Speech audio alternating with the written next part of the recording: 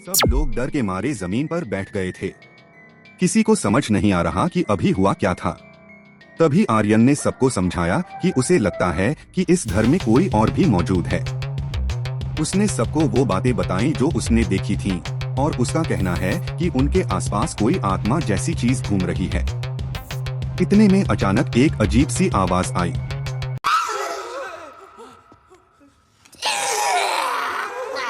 सब एकदम घबरा गए, लेकिन जब देखा तो पता चला कि वो आवाज जशु कर रहा है, जो अभी अभी नींद से उठा था। सबने उसे डांटा कि कैसी बेकार आवाजें निकाल रहा है। जशु ने पूछा कि सब लोग जमीन पर क्यों बैठे हैं। कार्तिक ने जवाब दिया कि आर्यन कुछ बताना चाहता है। आर्यन ने फिर कहा कि अब सबको वही महसूस हो रहा है जो उसे हुआ था, और उसे पूरा यकीन है कि यहाँ कोई भूत जैसी चीज है।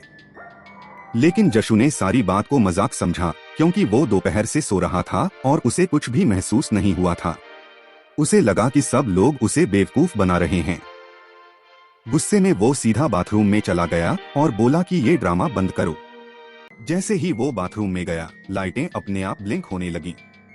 जशु गुस्से में अंदर से चिल्ला रहा था कि लाइट मत छेड़ो, लेकिन बाकी सब चुप थे, क्योंकि उन्हें पता था कि वो लोग ये सब नहीं कर रहे। तभी टिंकू ने बताया कि उसके साथ भी सुबह से अजीब घटनाएं हो रही हैं, खासकर टोल वाले इलाके में। कार्तिक ने भी कहा कि उसने भी वही चीजें देखी थीं। इस दौरान लाइटें लगातार ब्लिंक हो रही थीं, मानो कोई अदृश्य ताकत पास ही मौजूद हो। जशु जब बाथरूम से बाहर आया, वो डर गया था। उसने देखा कि लाइट का स्विच तो बाथरूम के अंदर ही था। फिर ये सब कैसे हो रहा है? फिर आकाश ने अपना वाला किस्सा बताया। उसने कहा कि वो और तनी सिगरेट लेने गए थे और पान वाला बिना रुके पान बनाता जा रहा था। वहाँ कोई आदमी नहीं था, पर वो बस बनाए जा रहा था। उन्होंने आवाज भी लगाई, पर पान वाला उनकी तरफ देखा तक नहीं। वो बिल्कुल सीधा देख रहा था, बिना किसी एक्सप्रेशंस के। और जैसे ही वो वहाँ से निकलने लगे, पान वाले की आंखें पूरी काली हो गईं, ठीक वैसे ही जैसे रोड पर लाइन में खड़े लोगों की थीं। ये सुनकर सबकी हालत खराब हो गई। उन्हें समझ आ गया कि शायद सिर्फ घर ही नहीं, पूरा गांव ही अजीब है। फिर एक बार लाइट्स तेजी से ब्लिंक होने लगी। धीरे धीरे सबको लगने लगा कि जब भी वो कोई बात करते हैं, तभी ये सब शुरू हो जाता है। उन्हें लगा कि शायद कोई उनकी बातें सुन रहा है। इसलिए सबने डिसाइड किया कि अब कोई भी मुझसे बात नहीं करेगा। अगर कुछ कहना है तो पेपर पर लिखकर ही बात करेंगे। जब सब लिख लिख कर बात कर रहे थे, तभी अचानक किसी ने दरवाजे पर जोर जोर से नॉक करना शुरू कर दिया। आवाज इतनी तेज थी कि सब डर गए। कोई भी दरवाजा खोलने को तैयार नहीं था। हर कोई दूसरे को कह रहा था, तू जा, तू जा। आखिर में कार्तिक तैयार हुआ दरवाजा खोलने के लिए। सब लोग घबराकर उसके पीछे खड़े थे।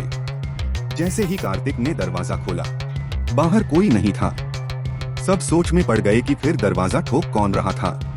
तभी कार्तिक को पता चलता है कि जो यहाँ एक स्केयरक्रो था जिस पर एकाकी लिखा हुआ था, वो वहाँ से गायब है। उसे ये और भी अजीब लगा कि वो आखिर गया कहाँ। सब इसी बारे में बात कर ही रहे थे कि अचानक वो स्केयरक्रो उनके पीछे ऊपर लटका हुआ दिखाई दिया, उल्टा लटका हुआ। ये देखकर सब डर गए हैं। कार्तिक देखना चाहता था कि ये क्या हो रहा है, लेकिन कोई भी उसके साथ जाने को तैयार नहीं था। सबको बहुत डर लग रहा था। आखिर में कार्तिक अकेला ही एक लकड़ी लेकर उसकी तरफ बढ़ा।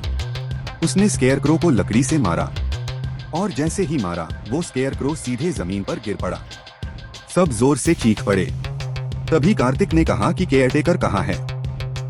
वही सब संभालता है, उसी से पूछना चाहिए कि ये सब क्या चल रहा है। सबने तय किया कि पहले केयरटेकर से ही मिलते हैं। लेकिन जब वो केयरटेकर के कमरे में गए, तो वो वहाँ था ही नहीं। कमरा बिल्कुल खाली था। ये देखकर सब और ज्यादा डर गए। फिर सबने डिसाइड किया कि अब उन्हें यहाँ से तुरंत निकल जाना चाहिए। वो अपने बैग लेने गए, लेकिन तभी लाइट्स फिर से तेजी से ब्लिंक होने लगी।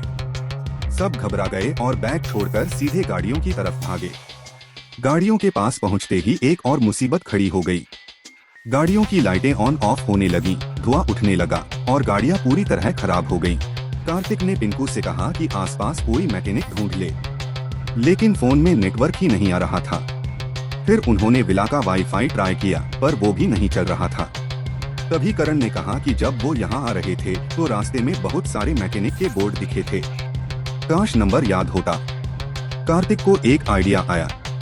उसने आर्यन से कहा कि फोन में वो व्लॉग वाले वीडियो दिखा जो उसने रास्ते में रिकॉर्ड किए थे, शायद उनमें किसी मैकेनिक का नंबर दिख जाए। सब मिलकर वीडियो देखने लगे और किस्मत से उन्हें एक मैकेनिक का नंबर मिल भी गया। सब खुश हो गए। उन्हें लगा कि मैकेनिक को फोन करेंगे, वो आ जाएगा, गाड़ी ठीक हो जाएगी और सब यहाँ से निकल जाएंगे। लेकिन ये इतना आसान नहीं था। जब उन्होंने नंबर डायल किया, फोन तो लग रहा था लेकिन किसी की आवाज सुनाई नहीं दे रही थी। कार्तिक ने फोन की स्क्रीन देखी और वो दंग रह गया। कॉल लगा था पर टाइम 00 सेकंड पर ही रुका हुआ था। टाइम बढ़ ही नहीं रहा था। फिर उन्होंने अपने अपने फोन से दूसरे नंबर ट्राई किए लेकिन हर बार यही हुआ, कॉल लगा पर टाइम आगे बढ़ ही नहीं रहा था। तभी तनी बोला, तेरे को फोन ही करना है ना तो पीसीओ से करना। कार्तिक ने पूछा, पीसीओ? कौन सा पीसीओ? तो आकाश ने याद दिलाया कि जो पान वाला था उसके पास एक पीसीओ भी था। सब खुश हो गए कि वहाँ से फोन कर लेंगे, लेकिन फिर किसी को याद आया कि पीसीओ में 1 रुपए का सिक्का लगता है। कार्तिक सबसे पूछने लगा कि किसी के पास 1 रुपए का सिक्का है। किसी के पास नहीं था। सब विला में सिक्का ढूंढने लगे। तभी कार्तिक को एक गुल्लक मिला। उसने उसे तोड़ दिया पर उसमें सिर्फ 500 के नोट थे, सिक्का एक भी नहीं। फिर आर्यन और कार्तिक रूम में चेक करने गए। वहाँ एक बैग मिला। आर्यन ने उसे खोला तो उसका खोया हुआ वॉलेट उसमें था और सभी के वॉलेट्स उसी बैग में पड़े थे। दोनों सोचने लगे कि ये बैग किसका है। फिर पता चला कि ये करण का बैग है। वो करण से पूछने लगे, तूने हमारे वॉलेट चुरा लिए थे क्या? करण हंसकर बोला, मैं संभाल के रख रहा था, कोई चुरा न ले इसलिए। ये सुनकर कार्तिक गुस्से में आ गया और बैग उठाकर करण को मारने लगा। जैसे ही बैग लगा, अंदर से सिक्कों की आवाज आई। जब बैग खोला तो एक रुमाल में बंधी एक छोटी कटोरी मिली जिसमें कई सिक्के थे। दोनों खुश हो गए कि सिक्के मिल गए। कार्तिक ने पूछा, तेरे बैग में ये आए कैसे? करण फिर हंसकर बोला, भाई वो अंधा था। फिर कार्तिक बोला, चल आर्यन पीसीओ चलते हैं। आर्यन बोला, हाँ चलते हैं। लेकिन जब कार्तिक बाहर निकला, आर्यन उसके साथ नहीं आया। आर्यन की जगह तनी था। अब कार्तिक और तनी अंधेरी रात में पीसीओ की तरफ जा रहे थे। कार्तिक तनी को बोलता है, आर्यन ने साथ नहीं दिया, मुश्किल वक्त में साथ होना चाहिए था। बात करते करते दोनों पीसीओ पहुंच गए। कार्तिक ने तनी से कहा, तू यहीं रुक, मैं अंदर जाकर फोन करता हूँ। वो पीसीओ में गया और मैकेनिक को फोन किया, एड्रेस दिया और जल्दी आने को कहा। जब वो बाहर आया, तनी गायब था। वो घबरा गया। वो तनी को आवाजें देता हुआ ढूंढने लगा। ढूंढते ढूंढते वो एक पेड़ के पास पहुंचा। वो पेड़ हिल रहा था। कार्तिक और डर गया। अचानक पेड़ के ऊपर से तनी छलांग मारकर नीचे आया। कार्तिक ने पूछा, पेड़ पर क्या कर रहा था? तानी वहाँ ग्रीन पत्ते ढूंढ रहा था, रोल बनाने के लिए। कार्तिक ने उसे डांटा, तेरी वजह से मैं कितना डर गया था। फिर दोनों वापस विला की तरफ चल दिए। रास्ते में एक औरत थी। वो धीरे धीरे हवा में उड़ते हुए उनके पीछे थी। दोनों को पता भी नहीं चला। दोनों विला आ गए। कुछ देर बाद मैकेनिक भी पहुंच गया। सबने बताया कि गाड़ी खराब हो गई है। मैकेनिक ने देखकर कहा कि ये उसके बस की बात नहीं, ये सिर्फ उसका बॉस ठीक कर सकता है। बॉस अभी हाईवे पर ट्रक रिपेयर कर रहा है। वो बोला कि वो जाकर बॉस को बुला लाएगा। लेकिन जैसे ही वो अपनी गाड़ी के तरफ गया, उसकी गाड़ी में भी धुआं निकला और वो भी बंद हो गई। वो बोला कि वो पैदल जाएगा लेकिन समय लगेगा। फिर वो चला गया। सब विला के अंदर आ गए। तनी अपने कमरे में अकेला था। लाउड म्यूजिक चलाकर पत्ते रोल कर रहा था। उसकी नजर खिड़की पर पड़ी। बाहर घना अंधेरा था। अचानक उसे एक औरत दिखी, सफेद साड़ी, खुले बाल। तनी घबरा गया। अचानक वो औरत दौड़ते हुए उसकी तरफ आने लगी।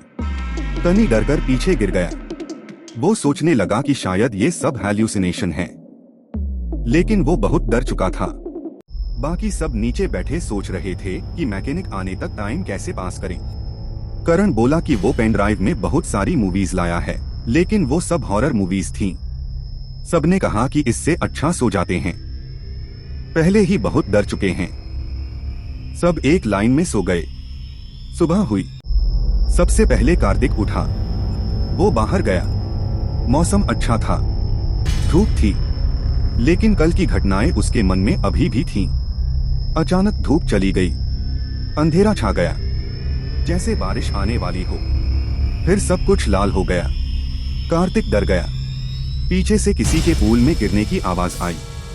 वो मुड़ा और तभी पानी से एक भूत बाहर निकला। कार्तिक एकदम झटके से उठा। ये सब उसका बुरा सपना था। वो हांफते हुए उठ बैठा। तभी बाहर से कोई चिल्लाया। सब जाग गए और सुनने लगे। वो बाहर आए। अभी भी रात थी। थोड़ी दूर मैकेनिक भागता हुआ दिखाई दिया। वो चिल्ला रहा था, विला से बाहर मत निकलना, उन्होंने सबको पकड़ लिया है, बाहर मत निकलना। वो उनकी तरफ दौड़ रहा था। अचानक कोई उसे ऊपर की ओर खींच ले गया। मैकेनिक हवा में उठा और सीधा गायब हो गया। सब ये देखकर डर से जम गए। फिर लाइट्स ब्लिंक होने लगीं। सबने आसमान की तरफ देखा।